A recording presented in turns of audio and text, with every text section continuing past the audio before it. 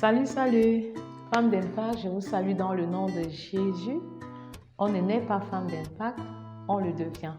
Et si tu ne deviens pas une femme d'impact dans le monde, tu seras une femme impactée par le monde. Si ton mari a un problème, tu as la solution.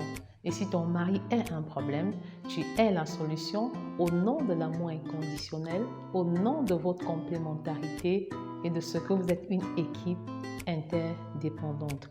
Bâtis ma maison par la prière. Proverbe 14, verset 1 nous enseigne que la femme sage bâtit sa maison, mais l'insensé la renverse de ses propres mains.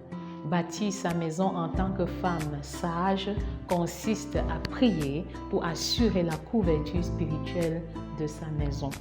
Alors, qu'est-ce qu'il faut faire pour bâtir sa maison dans la prière? Il faut demeurer dans la présence de Dieu. Jean 15, verset 17 affirme que si vous demeurez en moi et que mes paroles demeurent en vous, demandez ce que vous voudrez et vous le verrez s'accomplir. Or, beaucoup de femmes ont du mal à demeurer dans la présence de Dieu. L'une des techniques pour demeurer dans la présence de Dieu par la prière, c'est d'avoir un planning de prière. Un planning dans lequel vous vous attelez à prier à des heures régulières. Ensuite, vous travaillez à respecter ces plannings-là.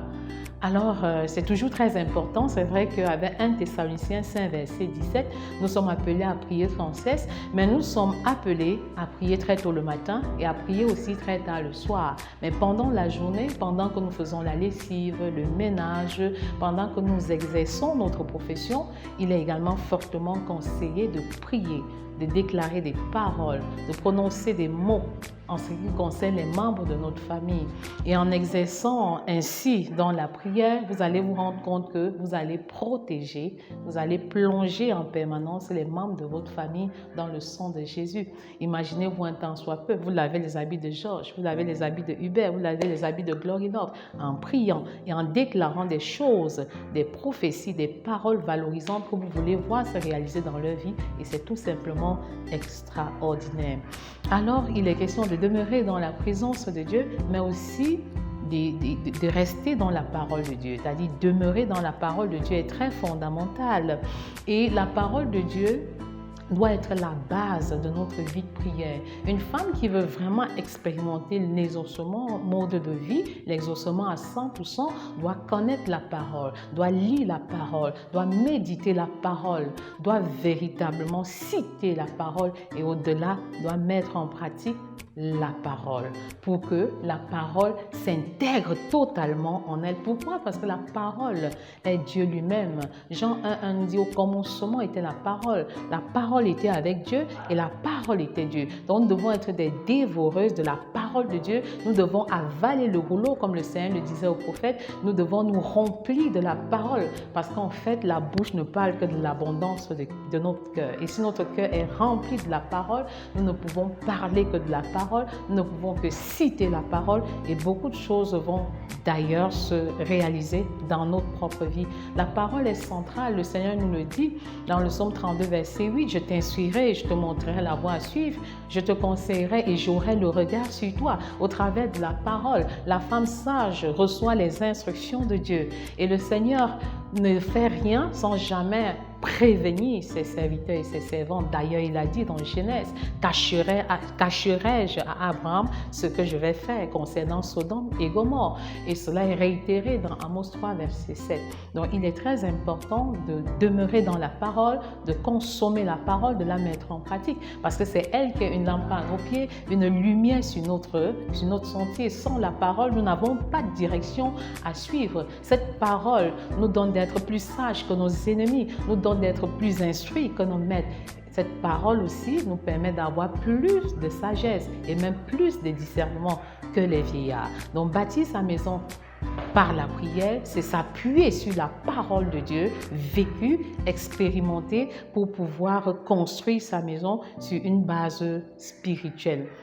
Demeurer dans la parole, c'est aussi obéir à la parole, parce que pour Dieu, l'obéissance vaut mieux que les sacrifices. Dans 1 Samuel 15, verset 22, et même dans Jean 14, verset 21, il est écrit « Celui qui a mes commandements et qui les garde, c'est celui qui m'aime. Celui qui m'aime sera aimé de mon Père. Je l'aimerai et je me ferai connaître à lui. » Tant que nous ne sommes pas dans une obéissance totale, nous ne pouvons pas véritablement expérimenter une prière exaucée, nous ne pouvons pas réussir l'exploit de bâtir nos maisons dans la prière. Oui, parce que l'obéissance totale pour Dieu est fondamentale. L'obéissance partielle et l'obéissance sélective sont synonymes de désobéissance. Donc, il est important pour une femme qui veut impacter le monde, en commençant par sa propre maison, en commençant par sa propre vie, en commençant par son propre caractère, en commençant par investir sur les questions d'ordre domestique, de véritablement obéir à 100% à la parole de Dieu. Oui, l'obéissance est importante et au-delà de l'obéissance, femme qui se veut femme d'impact, tu as besoin de bien demander parce que l'apôtre Paul le dit dans Jacques 4 au verset 3, vous demandez et vous ne recevez pas parce que vous demandez mal pour satisfaire vos passions. Ce n'est pas parce que l'enfant du voisin est allé aux États-Unis que vous allez nécessairement prier pour que le vôtre aille aux États-Unis ou dans un autre pays. Non, ne demandez pas pour votre chair, mais demandez pour satisfaire Dieu. Demandez dans la perspective de ce que Dieu soit content, de ce que Dieu soit glorifié. Ce que je veux dire en d'autres termes, c'est d'inscrire vos prières dans la perspective de la gloire de Dieu, dans la perspective de Matthieu 6,33. Cherchez premièrement le royaume et la justice de Dieu et toutes ces choses vous seront données par-dessus. Il est fondamental de bâtir sa maison dans la prière. Pourquoi? Parce que vous avez la capacité d'exercer l'autorité spirituelle sur votre maison et d'assurer la couverture spirituelle de votre maison comme une mère poule qui protège ses enfants en les couvrant. L'opportunité ne sera jamais donnée à un épervier de venir attraper ou arracher un de ses enfants. C'est ainsi que la femme d'impact agit. La femme d'impact n'est pas passive, elle n'est pas spectatrice de sa vie, elle est actrice de sa vie et elle exerce l'autorité sur sa maison et non pas sur son mari. Elle exerce l'autorité sur les serpents et sur les scorpions au nom de Luc 10, verset 19.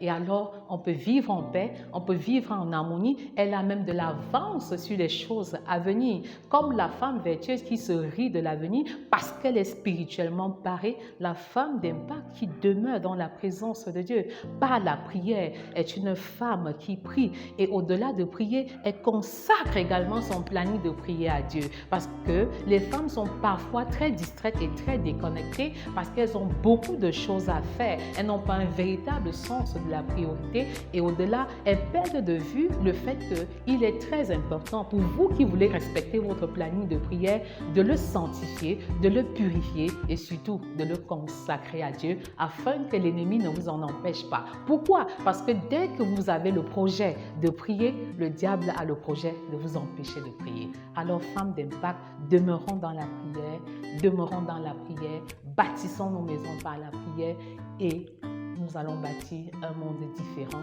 parce que la famille est la cellule de base de la société et parce que toutes les familles de la terre vont être bénies et transformées par une seule femme. Je vous y encourage, devenez une femme d'impact car si vous n'êtes pas une femme d'impact dans le monde, vous serez une femme impactée par le monde. Que le Seigneur vous bénisse. Si vous avez aimé cette vidéo, alors abonnez-vous, activez la cloche de notification, laissez un commentaire, partagez pour restaurer une vie, une famille dans le but d'impacter une nation, le monde entier. Soyez bénis.